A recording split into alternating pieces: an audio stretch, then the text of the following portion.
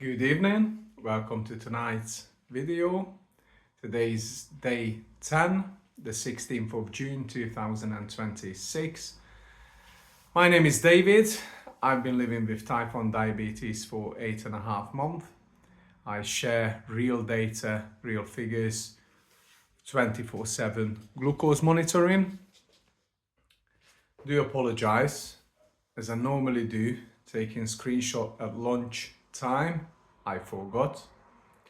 So I took one at 25 minutes 7 when I got home today, and that goes back to about 9 o'clock, so we only lost 2 hours. Once again, apologize. So if you watched the previous video, the morning one, I was up around 7. I had a bit of Greek yogurt with almond butter, and I was steady 7 when I got home.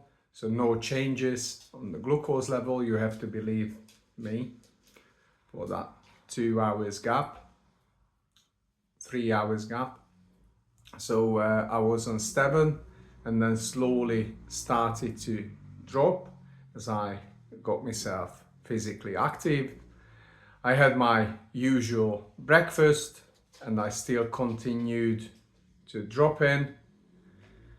I was driving, so I knew the food will kick in. It's a low carb, high fat and high protein meal, and I knew it will kick in.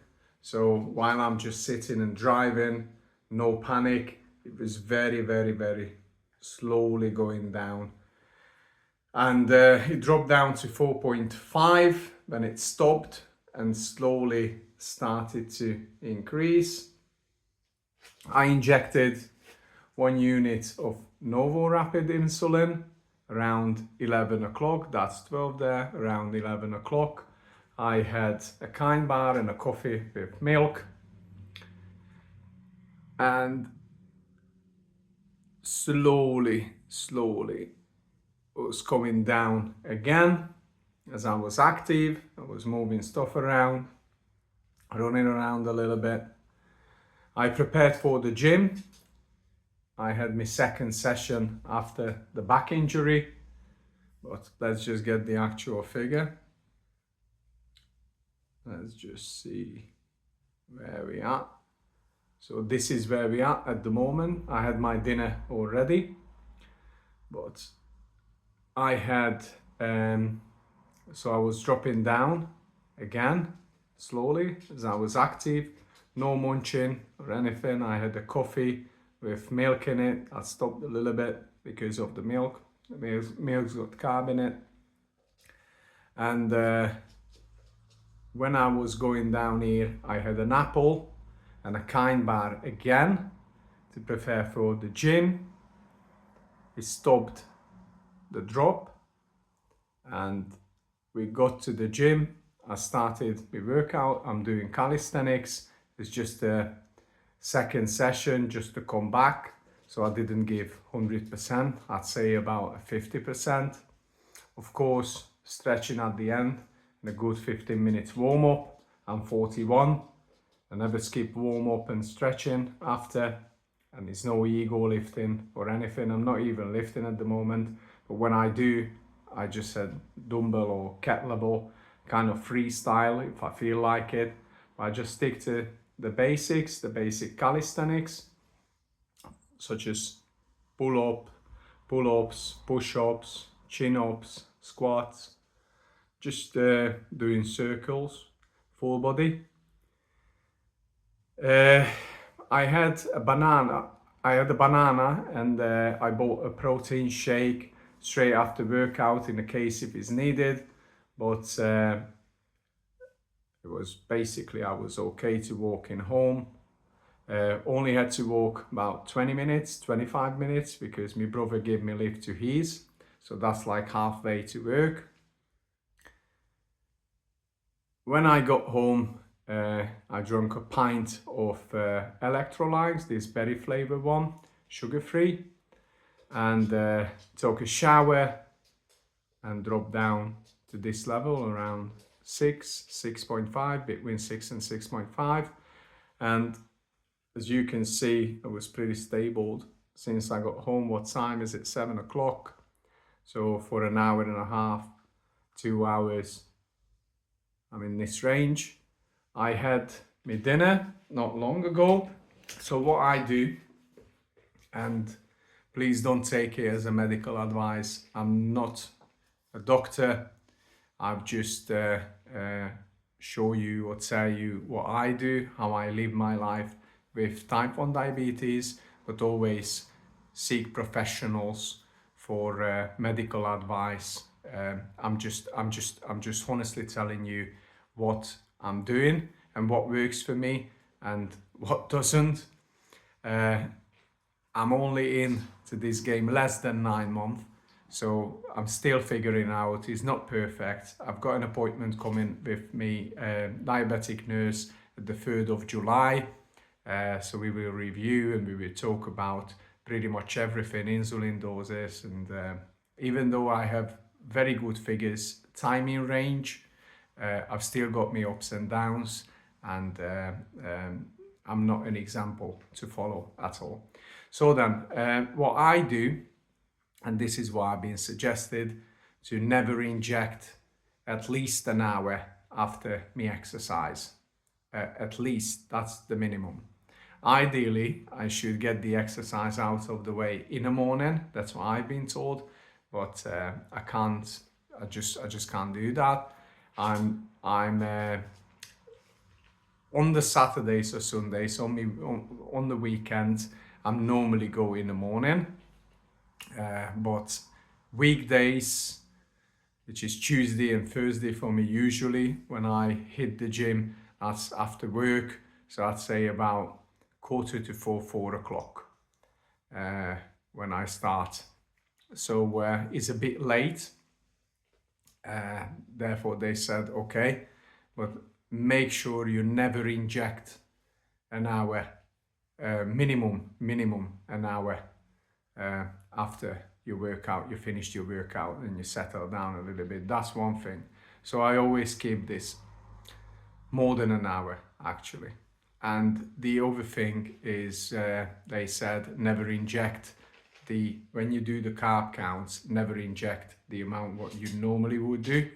So because I'm eating, even though I had potatoes tonight, I had some onions, I had some bell peppers. The potatoes got 100 grams, got 17 grams net carbs in it.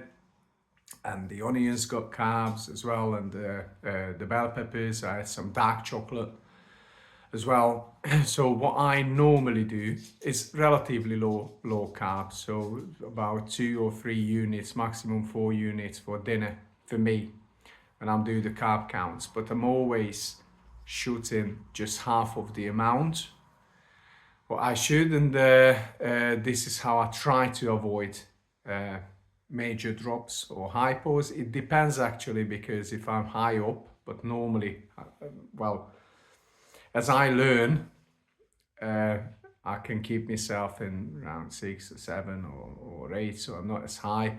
But if I was high, obviously it would change. But if I'm happy where I'm at, let's say 6.5, like tonight, I just inject half of the dose what I normally would. Rocky wants to escape, so I have to make this video sweet and short. So I injected half of the amount, kept the 15 minutes before the first bite, and I had a bit of walk after. I always move around. It's just one more thing. When I eat after food, I never drink. So I will always let my stomach to do what it's capable to do the digestion properly. I'm not putting, let's say, a glass of water in there. I just want all the natural movements in my body to get the nutrients out on time. And I don't want to slow down the digestion with this. So at least 1 hour is not just because of diabetes. I've been doing this for many years. At least 1 hour I don't drink after meal. Sometimes even more. So let's just a quick look where we are again. 6.2, so we can see a slow drop there. I injected about half an hour ago, 35 minutes ago. So this is when the insulin starts to kick in, and it will be very active for an hour from now normally.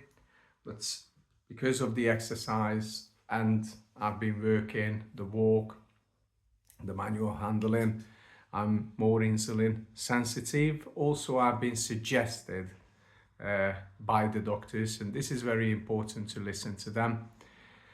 And time to time, we have a chat and review, and we might do some changes, or if it doesn't work out, I can give them a call and we have a chat about it. So I'm shooting 12 units of the Abasaglar at night, and on the day when I'm exercise and also working physically active, I reduce it to 10. So I'm only shooting 10.